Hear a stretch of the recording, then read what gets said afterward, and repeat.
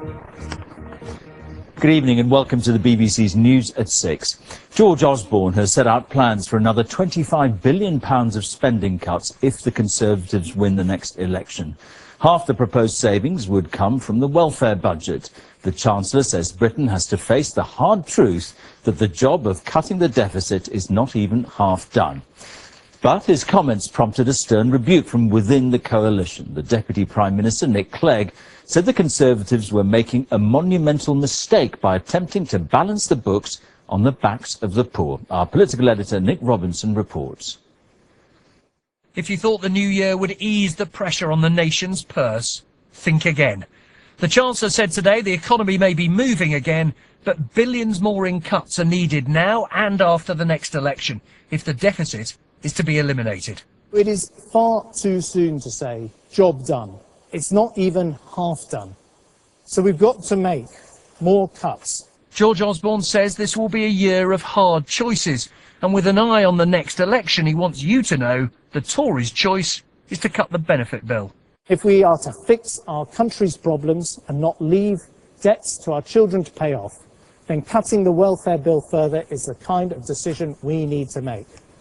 The nation's budget isn't forecast to be back in the black for another 4 years. That means, the Chancellor says, cutting £25 billion off annual government spending by 2018. He says almost half that amount should come from cutting welfare again. How? He gave just two small examples: stopping housing benefit for the under-25s and stopping social or council housing for high earners. I think it is simply not serious politics of the Conservative Party to say we're so reluctant to ask the wealthiest in this country to make even a smidgen of an extra contribution. We're going to ask all future sacrifices to come from the working age poor who depend on welfare. That is unrealistic. And he went on, the Tories' proposals were, he said, unfair, unrealistic, unbalanced. And those were amongst the nicer things he said. He says the deficit should be cut, but by targeting the rich with a mansion tax and taking away winter fuel allowance and free TV licences from richer pensioners, something the Tories say would raise very little. Both parties' proposals would raise just a fraction of the £25 billion they both agree is now needed.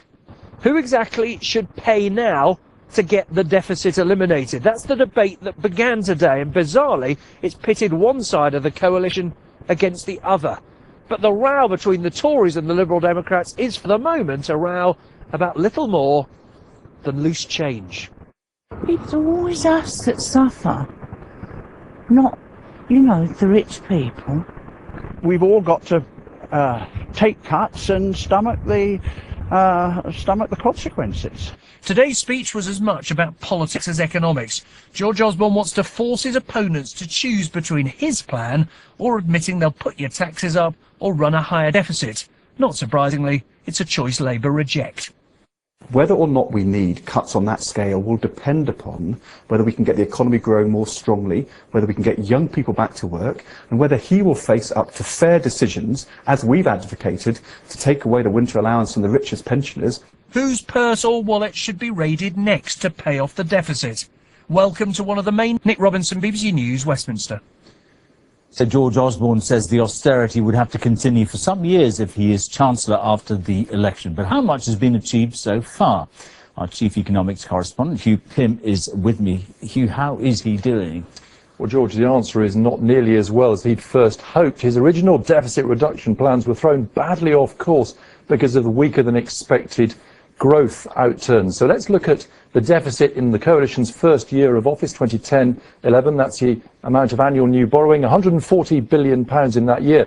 Now, he hoped originally to wipe almost all of that out by the end of this Parliament, but actually in the current financial year, 2014-15, just coming up, he will have to borrow still £96 billion.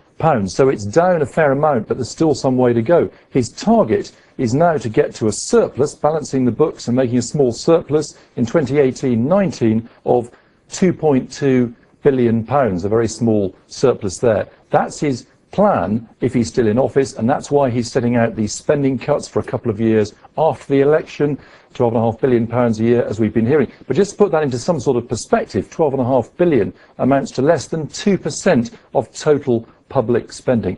That's just, if you like, an indication of what he's trying to do and still hopes to do. All right.